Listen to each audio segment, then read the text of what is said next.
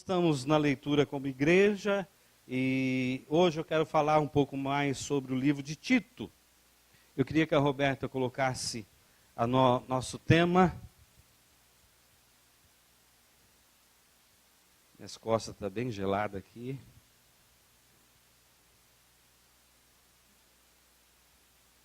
Isso.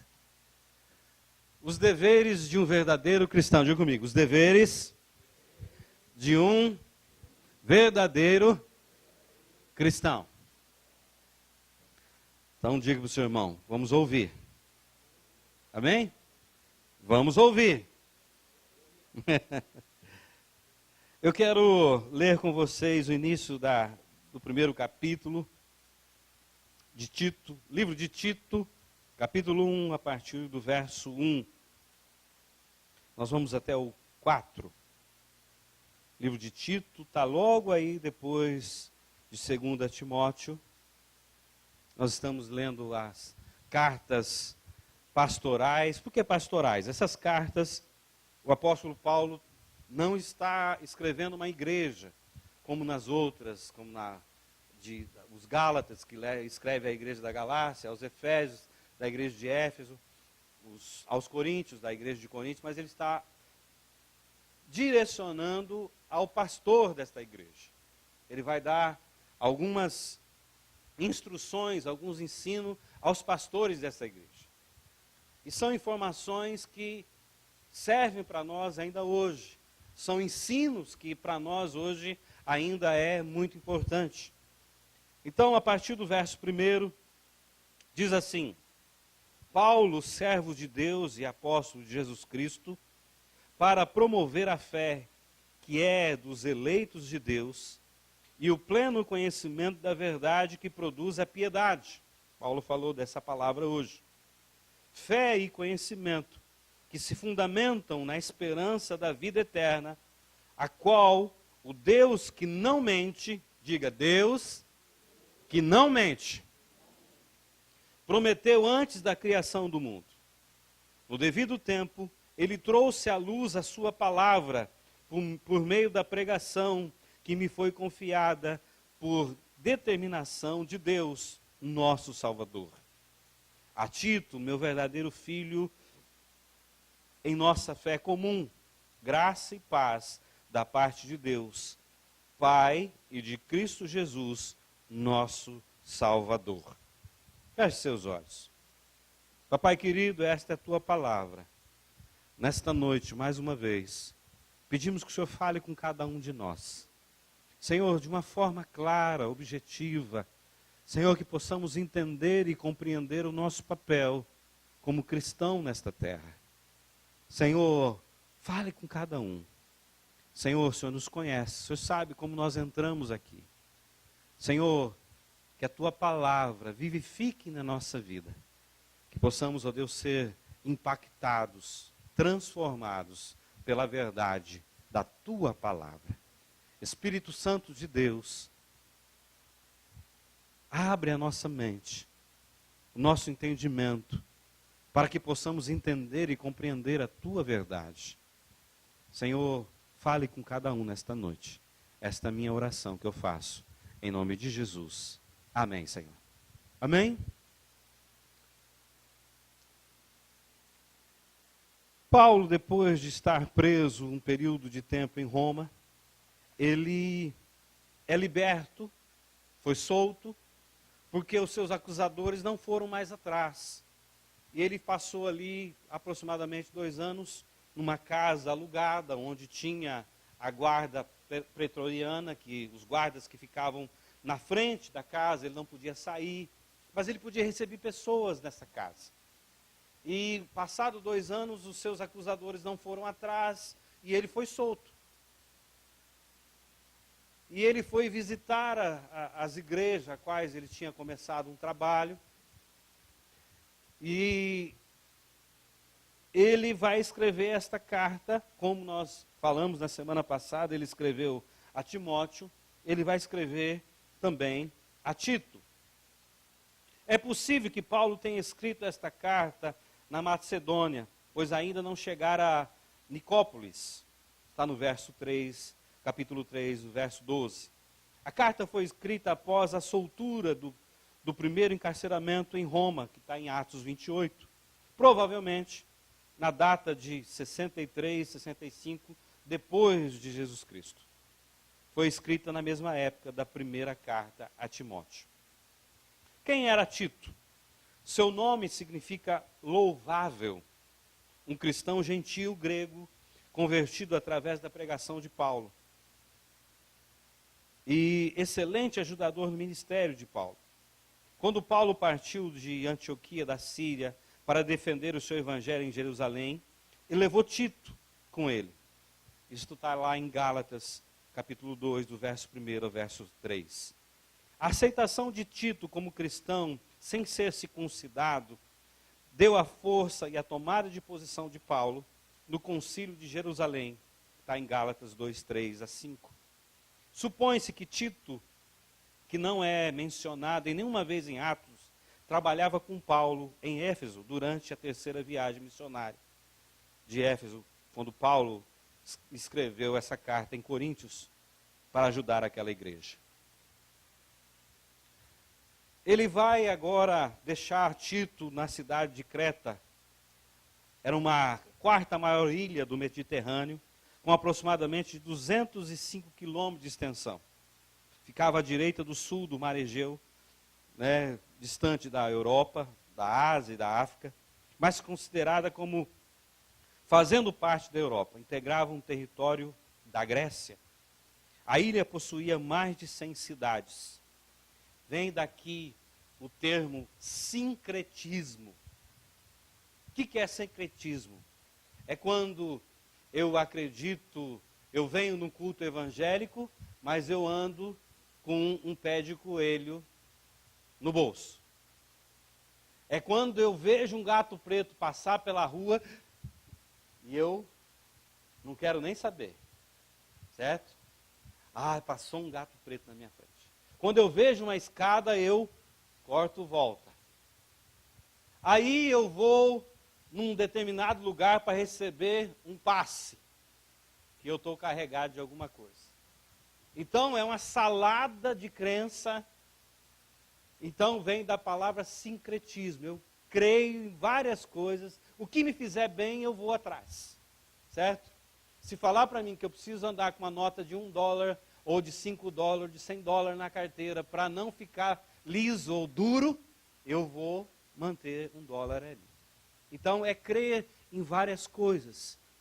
Então dali, da ilha de Creta, veio a palavra sincretismo, porque ali era uma salada, uma miscelânea de crença que cria em várias coisas. Ok? Muito bem. Eu quero conversar um pouquinho o que Paulo vai escrever a esse jovem pastor que está iniciando a sua carreira, que está iniciando o seu ministério, e ele vai enfrentar pela frente situações difíceis, porque ele vai entrar num lugar onde pessoas acreditam em várias coisas.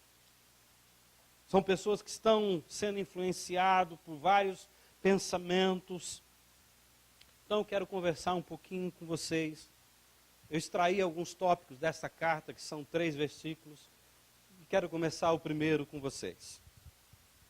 Todo cristão deve viver com esperança da vida eterna. Diga comigo, todo cristão deve viver com esperança da vida eterna. Diga para o seu irmão, você tem essa esperança? Se nós não crermos que tem uma outra vida, e que Jesus prometeu na sua palavra, que ele foi à frente preparar morada, e que ele voltará para nos buscar, é vã a nossa fé.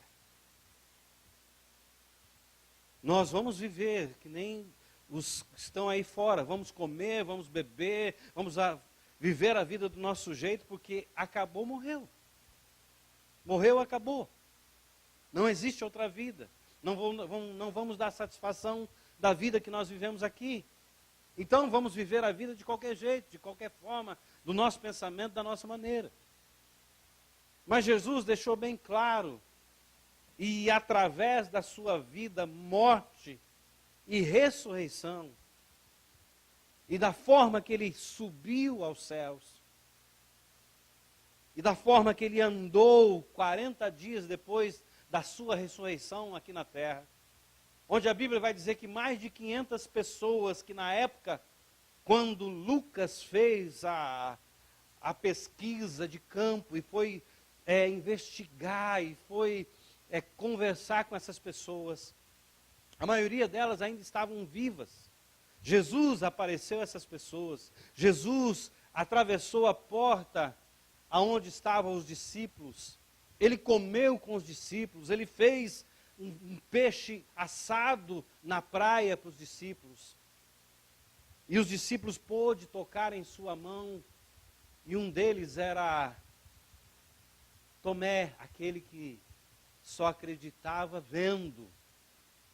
Porque quando a primeira vez Jesus apareceu nos meus discípulos, ele disse: eu só acredito se eu colocar o dedo no buraco do cravo.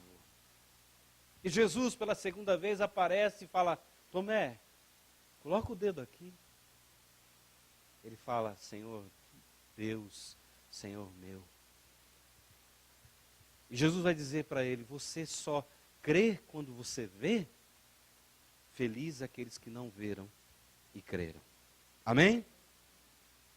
A fé é a certeza daquilo que eu não vejo, mas a convicção de que Deus fará muito mais do que eu imagino e do que eu penso. Amém? Isso é fé. Jesus vai prometer: olha, eu vou à frente e vou preparar lugar para vocês. E lá não existe dor, não existe pranto. Lá o meu corpo, os nossos corpos não serão os mesmos. Lá não vai se dar em casamento e não vão se casar. Não vai haver tristeza. Nós não vamos nos lembrar das coisas ruins que se passaram na nossa vida. Nós vamos viver com Ele eternamente. O tempo que nós vivemos aqui é um tempo passageiro. É como se fosse uma preparação para viver uma vida melhor e muito melhor do que nós vivemos aqui. Aqui Deus vai trabalhar em nós como pessoa, vai trabalhar no nosso caráter, vai trabalhar na nossa fé, para que nós possamos viver com Ele eternamente. E a Bíblia vai dizer que lá Ele vai nos servir, lá nós vamos ter acesso a Ele a qualquer momento. Lá não vai precisar de energia elétrica industrializada por uma hidroelétrica ou por uma questão de geração nuclear. A luz de Deus vai iluminar todos ali. Eu e você temos que viver nessa esperança que nós vamos viver eternamente. Que tem uma outra vida bem melhor do que essa que eu e você estamos vivendo. Que não é para mim e para você se agarrar a essa vidinha passageira, dar valor às coisas e usar as pessoas. Mas é dar valor às pessoas, porque relacionamento é tudo nessa vida. E muitas vezes nós não entendemos isso. Nós queremos viver separado das pessoas. Nós queremos usar as pessoas e amar as coisas. A minha casa, quando eu comprei ela, era nova, há 26 anos atrás. Estou falando no Brasil. Hoje eu estou fazendo uma reforma que vai custar lá, hoje já está em 40 mil reais. E meu filho falou para mim assim: pai, você tem a ideia da casa que você comprou há 25 anos atrás, há 26 anos atrás. Não é a mesma casa, pai. Muita chuva se deu, muito sol se deu. Estão trocando praticamente quase todo o madeiramento do telhado, porque com o tempo ele selou, ele cedeu. Então tem aquelas ondulações. O cupim comeu várias daquelas madeiras. então tem que trocar. O piso já estourou quase tudo, então vai ter que fazer um novo piso. Portas, batentes, tem que ser trocada. Uma reforma tem que ser feita ali. Agora, se eu e você nos agarrarmos a essas coisas, ter essas coisas no coração, eu ouvi uma vez, eu achei muito bacana. Você pode ter dinheiro no banco, você pode ter dinheiro debaixo do colchão, você pode ter dinheiro na Suíça, você pode ter dinheiro no Brasil, no Peru, no Paraguai, no Uruguai. Você só não pode ter o dinheiro no seu coração. Porque o dia que ele for senhor da sua vida, você se torna escravo dele. Amém? Não é ruim ter dinheiro. E no dinheiro em si, ele não é bom, ele não é ruim. É um papel. Mas quando eu deposito o meu amor e a minha esperança no dinheiro, eu começo a servir outro senhor. Eu deixo de servir a Deus e começo a servir a riqueza. E a Bíblia vai dizer que isso é um Deus chamado Mamon. Eu não posso viver olhando somente para o aqui e agora.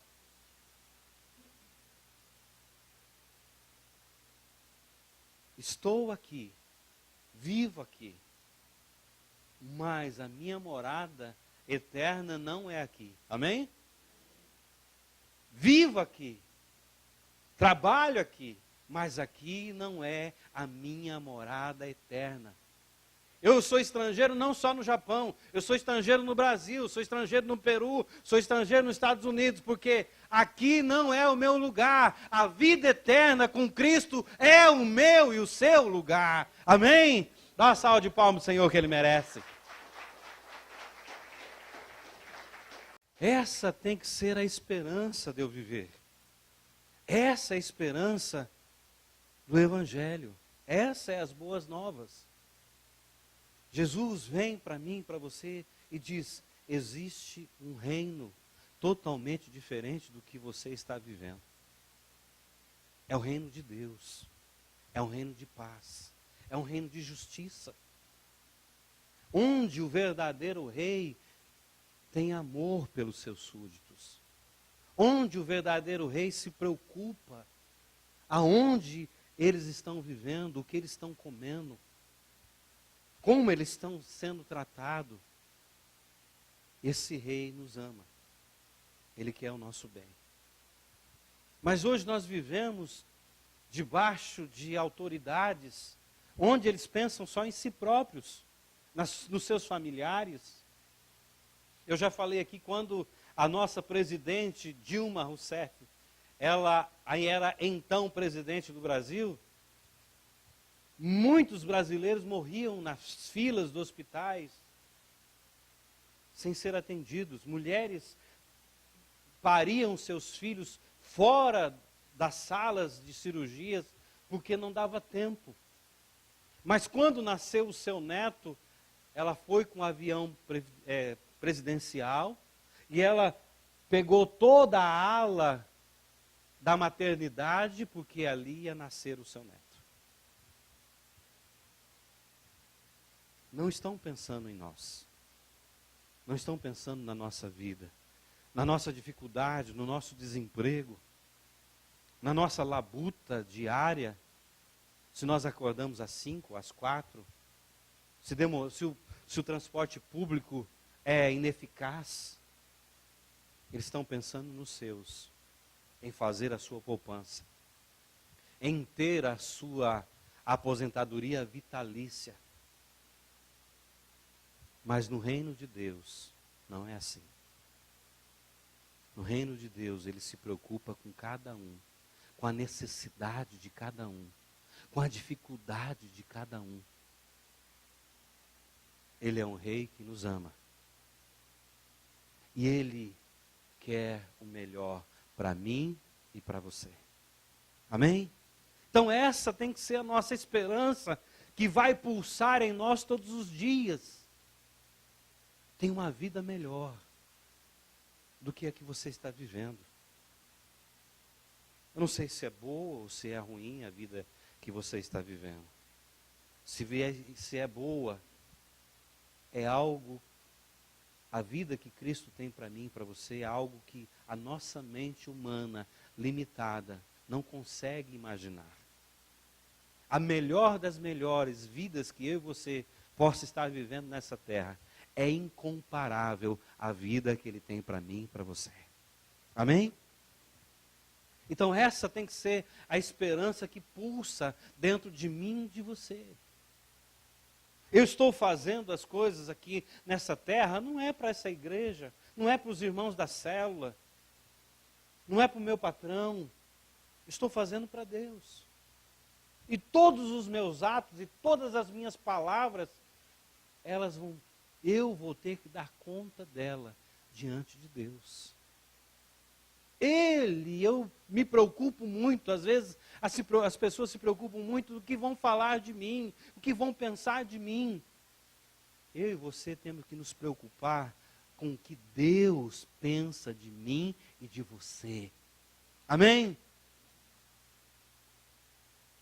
Primeiro, todo cristão deve viver com a esperança da vida eterna. Amém? Segundo, todo cristão deve viver de acordo com o seu chamado.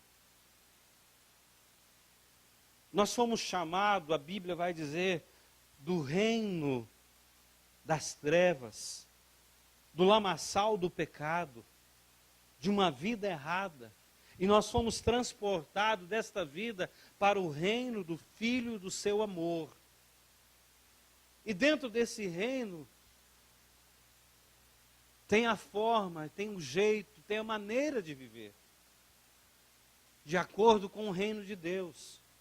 Eu não posso mais dizer que eu amo a Cristo e viver a vida que eu vivia. Eu não posso mais dizer, eu amo a Cristo e continuar fazendo coisa errada. Eu não posso mais dizer, eu amo a Cristo e não acreditar em Cristo. Eu não posso dizer, eu amo a Cristo e eu não ter intimidade com Cristo. Não conhecer os seus planos, os planos dele para mim. Os planos dele para minha família. Os projetos de Deus para mim. O que Deus pensa de mim. O que Jesus requer de mim como um verdadeiro cristão? Qual é o meu papel como verdadeiro cristão no meio da sociedade? No meio dos meus amigos? No meio da minha família? Todo cristão deve viver de acordo com o seu chamado. Todos nós fomos chamados do reino das trevas para o reino da luz. E nós não podemos estar na luz, vivendo ainda em trevas. Não podemos continuar, se nós somos chamados da mentira para a verdade, não podemos andar mais em mentira. Não podemos mais andar em duas maneiras de viver. Não podemos mais andar em cima do muro. Hoje eu sou de Cristo, amanhã eu tomo conta da minha vida. Deus não tem nada a ver com isso. Eu sou de Cristo, mas Jesus, com licença, desta área cuido eu. Da minha família cuido eu. Dos meus negócios cuido eu. Da minha saúde cuido eu. Eu não posso mais viver desta forma. Ou Ele é meu Senhor, ou não é. A palavra final é dele, ou não é. Sou submisso à sua palavra, ou não sou. Não tem como dizer, eu sou mais ou menos cristão. Eu sou mais ou menos filho de Deus. Já pensou se o Ney falasse para mim assim, eu sou mais ou menos filho do pastor Claudinei? Existe isso? Na certidão dele de nascimento, nasceu dia 2 de fevereiro de 1986, filho mais ou menos de Claudinei Alves da Silva. Já pensou?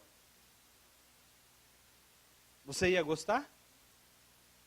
Você tendo um filho e uma filha, e no certidão dela, certidão de nascimento dela, dissesse, mais ou menos filho seu? Você ia se alegrar, eu tenho mais ou menos um filho, eu tenho mais ou menos uma filha. Já pensou, Marcelo? Não. Ou é meu filho ou não é. E vamos fazer uma prova de DNA aí, né? Para saber se é mesmo meu ou não. Não tem essa história de mais ou menos. Da mesma forma, não tem como dizer eu sou de Jesus Cristo. Ele me salvou, me curou, me libertou, me lavou com seu sangue, escreveu meu nome no livro da vida. Eu sou totalmente dele. Ele é o meu Senhor. Eu agora vivo para agradá-lo. Não mais para agradar as minhas vontades, não mais para agradar os outros, eu vivo para agradar a Ele.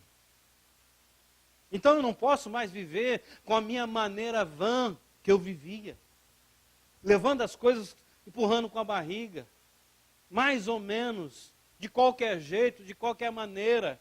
Não. Ou sou 100% dele, 99% não serve para ele. Amém? Isso muitas vezes é difícil, por quê? Porque a velha natureza, ela luta com o Espírito. O Espírito quer obedecer a Deus, quer fazer a vontade de Deus, mas a carne quer ser saciada. Os desejos da carne quer ser supridos. E Paulo vai dizer, eu vejo uma luta dentro de mim. O querer fazer o bem está em mim, mas o bem que eu tenho que fazer, eu acabo fazendo errado. Não sei se já aconteceu com você. Muitas vezes você programa o final de semana, está com a sua família, está com seus filhos, aí de repente, uma mínima coisa quebra a paz. Uma palavra atravessada, alguém demorou para sair, porque demorou demais para se arrumar, você está no carro e passa 10 minutos, 15 minutos, sabe aquele minutinho da esposa? Da esposa, 5 minutinhos? 5 minutinhos. Já foi meia hora. 5 minutinhos, já foi 1 hora. 5 minutinhos, já foi 1 hora e meia. E aí a paciência já foi lá nos pés. Aí quando chega, você dá aquela resposta atravessada. Pronto, aí já foi. Ela já chama você daquele animal que relincha, né? Você sabe o nome. E aí já começa. Acabou. Você não planejou aquilo. Mas uma coisinha já acabou a paz. Jesus que estava no carro para fazer parte daquele passeio tem que sair. Porque o nível caiu. E nós esquecemos. Mas isso não era o nosso desejo. Então nós temos que viver de acordo com o chamado. Sabendo que as pessoas têm falhas, como eu e você temos falhas. Que nós erramos. Que nós tropeçamos, que nós fraquejamos. Graças a Deus, essa semana que se passou, na sexta-feira, a fábrica da Toyota, que faz os 2 carros que nós trabalhamos, quebrou. Ficou 3 horas parado. E nós tivemos 3 horas de almoço. E aí uma pessoa que trabalha conosco falou assim, vamos almoçar no Joyful? Eu falei, vamos. Aí nós fomos em 8 pessoas e fomos almoçar no Joyful, já era, acredito eu, quase 11 horas, o nosso almoço é às 11 horas da manhã. E quando estavam todos reunidos, conversando ali na mesa, e todo mundo sabe que eu sou pastor ali, muitos me chamam de pastor, poucos me chamam de Claudinei ali. E quando veio a comida, um já ia começar a comer, eu pedi licença, falei, será que a gente pode fazer uma oração? É a primeira vez que nós estamos juntos, e eu queria fazer uma oração de agradecimento por esse momento. Posso fazer? Pode. E nós podemos abençoá-los ali, podemos orar juntos. E tivemos um momento assim de quase 2 horas de conversa, de conhecer mais um ou outro, de saber os sonhos, projetos. E muitos deles depois veio conversar com a gente, veio pedir um conselho, e a gente pôde aconselhar. primeiro você vive, depois você fala. Amém? Primeiro você vive, depois você fala. Todo cristão deve viver de acordo com o seu chamado. Infelizmente hoje nós vemos tantas coisas erradas no meio chamado evangélico. Tantas testemunhos, vamos dizer assim, que jogam o nome de Jesus na lama, que jogam o nome da igreja na lama, que jogam o nome da denominação na lama, que jogam o nome dos cristãos na lama. Saiba que eu e você somos representantes de Jesus Cristo onde nós estamos. E as pessoas estão olhando para nós, olhando para as nossas atitudes, como nós vivemos a nossa vida, que jeito que nós administramos o nosso dinheiro, como nós obedecemos a lei desse país, o que nós falamos, o que sai da nossa boca, quais são as nossas atitudes. Amém, queridos? Terceiro, todo cristão deve se lembrar de como era sem Cristo. Sabe por que nós temos que nos lembrar? Porque muitas vezes nós achamos que nós somos muito espirituais. Que nós já estamos assim, quase criando asas. E aquela auréola sobre a nossa cabeça. E nós perdemos a compaixão. Nós nos esquecemos de como nós éramos, como nós vivíamos, o que nós fazíamos. E aí nós já condenamos as pessoas que estão à nossa volta pelas suas atitudes, pelo que falam, como que vivem. Jesus veio no meio de pessoas doentes. Jesus vai dizer, eu não vim para os sãos, eu vim para os doentes. Eu vim para os perdidos. Vim para buscar os perdidos. Tem muita gente perdida, errante por aí, esperando ver Cristo na sua vida. Amém? Esperando ver a atitude de Cristo nos seus atos. Esperando ver a atitude de Cristo nas suas palavras. E muitas vezes nós não queremos conversar, muitas vezes nós não perdemos a vontade de ouvir a pessoa. Nós não sentimos mais compaixão, porque nós entramos num nível tão espiritual que nós esquecemos de quem nós éramos, o que nós falávamos, como nós vivíamos, as nossas atitudes que nós tínhamos, a nossa maneira de viver.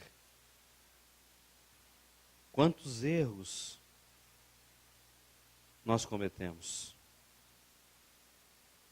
Capítulo 3, verso 3 diz assim: éramos nércios, pessoas sem entendimento, desobedientes, desgarrados, escravos de toda sorte de paixões e prazeres, vivendo em malícia e inveja, odiosos e odiando-nos uns aos outros. Nós vivíamos assim. Queríamos satisfazer as paixões da carne. Nós muitas vezes tínhamos inveja das pessoas quando conseguiam as coisas. Nós perguntávamos para nós, por que só ele? Por que só ela? Por que não acontece comigo? Eu acho que Deus faz acepção de pessoas. Não é isso que a Bíblia diz. Deus é o mesmo para todos. E aí nós nos esquecemos. Esquecemos de estender a mão. Esquecemos de quando a pessoa faz algo mal contra nós, que a nossa luta não é contra ela, mas contra o espírito que está dominando ela. Por isso que a Bíblia diz que a nossa carne não é contra pessoas, mas contra potestades e dominadores desse mundo tenebroso.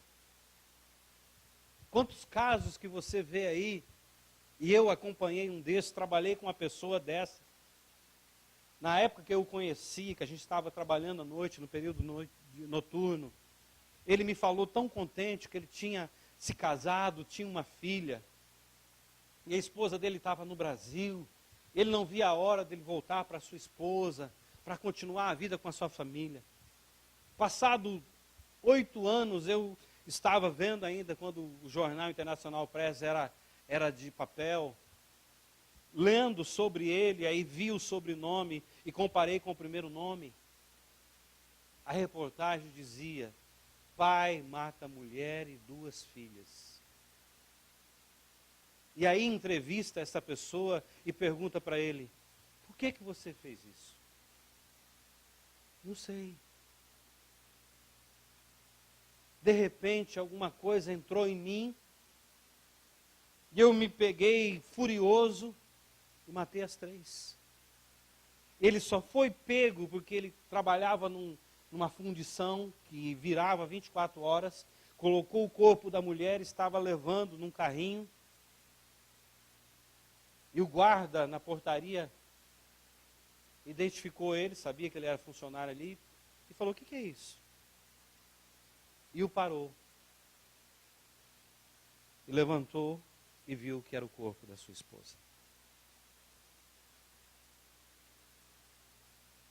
O que faz um filho ou uma filha que tem um nível de vida e tem um nível intelectual matar o pai, a mãe, por causa de uma herança?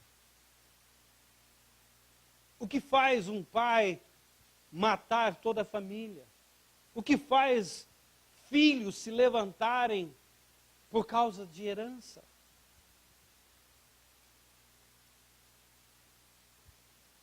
A Bíblia diz que é o inimigo das nossas almas. Ele veio para matar, roubar e destruir. Mas Cristo diz: eu vim para dar vida e vida em abundância. Mas muitos não conhecem essa vida abundante. Muitos não conhecem a vida de Cristo, conhecem a religião. Onde não se pode fazer isso, onde não se pode fazer aquilo. Onde é obrigado a fazer isso, onde é obrigado a fazer aquilo.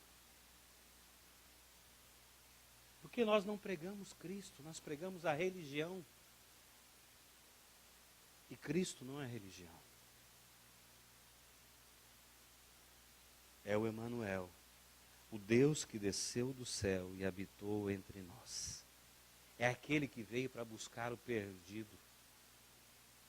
É aquele que se fez cordeiro mudo, doou a sua vida por mim e por você.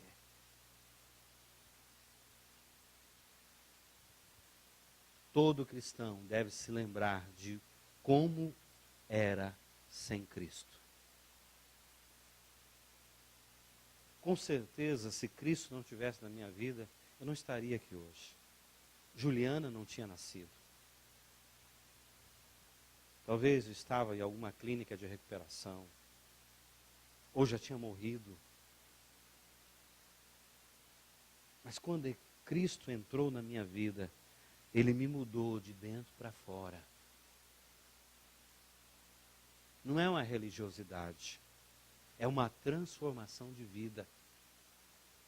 E se eu não entender, e se eu não crer que isso pode acontecer na vida de outras pessoas, que estão errantes por aí, que estão vivendo sem direção, que estão caminhando para um precipício eterno, separado de Deus, se eu não entender que esta verdade foi Cristo que me libertou, Ele veio ao meu socorro,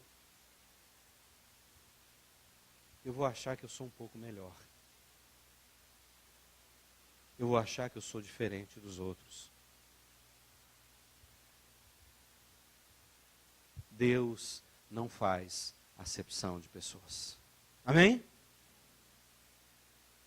Ele veio para me salvar, para te salvar, para vivermos com Ele eternamente. Amém? Dá uma salva de palmas ao Senhor que Ele merece.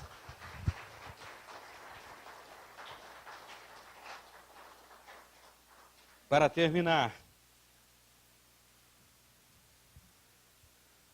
todo cristão deve viver em obediência às autoridades e praticar boas obras. Como os cristãos eram vistos nessa época? César era conhecido como Deus. E César reivindicava a adoração. E todos se prostravam diante de César. Mas os cristãos não. Porque eles tinham um verdadeiro rei. E esse rei era Jesus Cristo. E eles não se prostravam diante de César. Então eles eram conhecidos como rebeldes. Todo mundo se prostrava diante de César, mas os cristãos não. Se prostravam somente diante do Deus verdadeiro. Mas nós, como os cristãos que vivemos aqui no Japão, nós temos leis nesse país. E as autoridades, e Paulo vai dizer que toda autoridade que foi constituída sobre a sua vida, sobre a minha vida, nós temos que obedecê-la. Sabe por quê? Porque foi Deus que estabeleceu a autoridade sobre mim e sobre você. E ele vai além. Se você vive e está debaixo da autoridade, você vive conforme as leis desse país, não tenha medo. Nada vai acontecer com você. Mas se você vive fora da lei, se você vive contra essa lei, então você teme. Porque eles é juiz sobre a sua vida. Agora, qual é o dever do cristão dentro de uma cultura como a japonesa?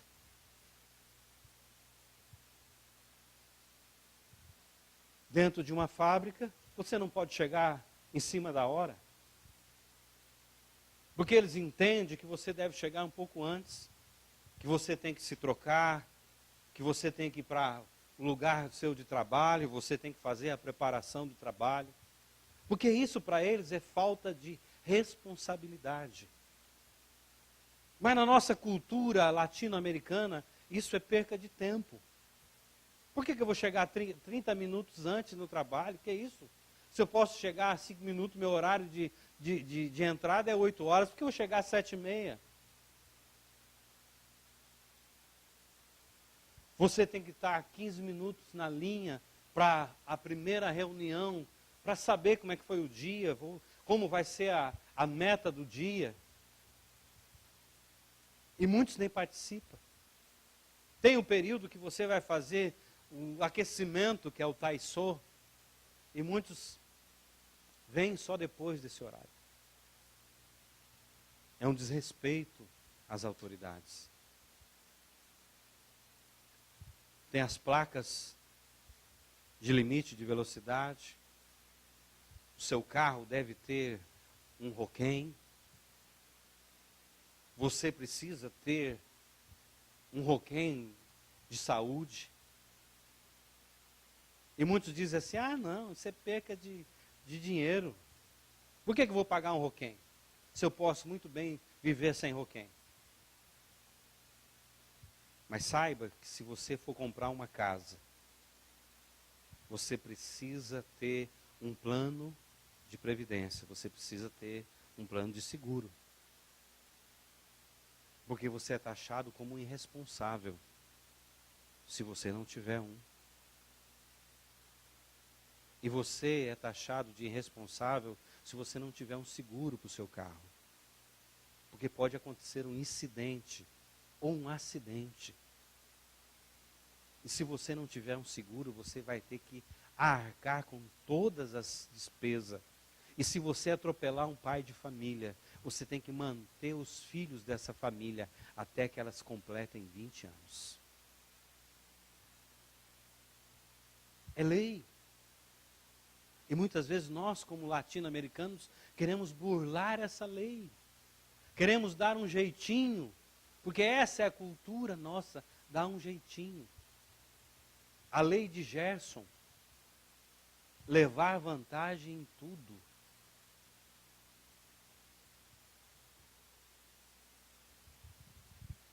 Todo cristão deve viver em obediência às autoridades.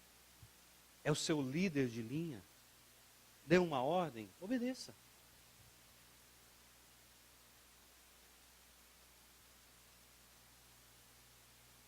É um líder de célula, ele tem uma autoridade, ele está trazendo um assunto, obedeça. Se Deus colocou um líder sobre você, e às vezes é contrário ao que você pensa, é porque Deus quer tratar na sua vida. Deus quer ralar você, até que você fique polidinho. Praticar boas obras. Nós não estamos pregando salvação pelas obras. Deixa eu deixar bem claro isso aqui para vocês. Mas o cristão que ama a Cristo,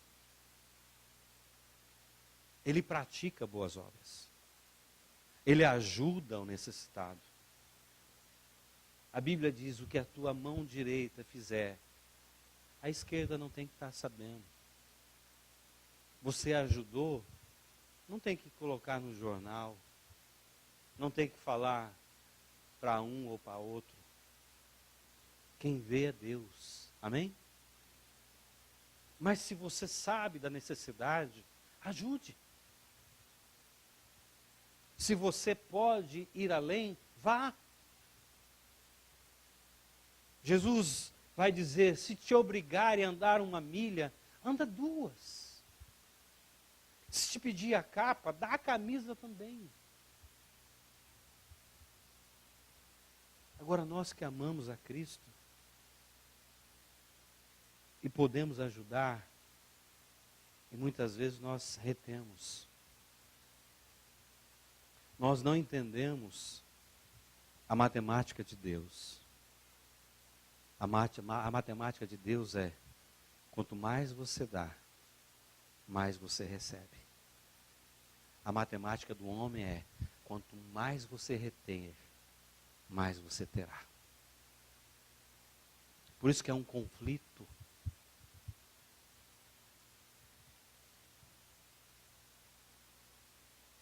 O que a palavra de Deus vai dizer para mim e para você? O que você quer para você, faça para os outros. Você quer ser amado? Ame. Você quer ser ajudado? Ajude. Você quer ser reconhecido? Reconheça. Você quer ouvir um elogio? Elogie. Só que nós queremos: venha a nós só, não é? Só para mim. E não é assim. O verdadeiro cristão deve viver em obediência às autoridades e praticar boas obras. Amém, queridos? Eu vou parar por aqui. Eu vou abrir um período para o pastor Jim agradecer a oferta que nós mandamos lá para Uganda. Ele está aí. Mas antes de chamá-lo, eu quero orar com você. Quero chamar os irmãos do louvor aqui. Depois nós vamos dar a oportunidade, pastor Jim, dar uma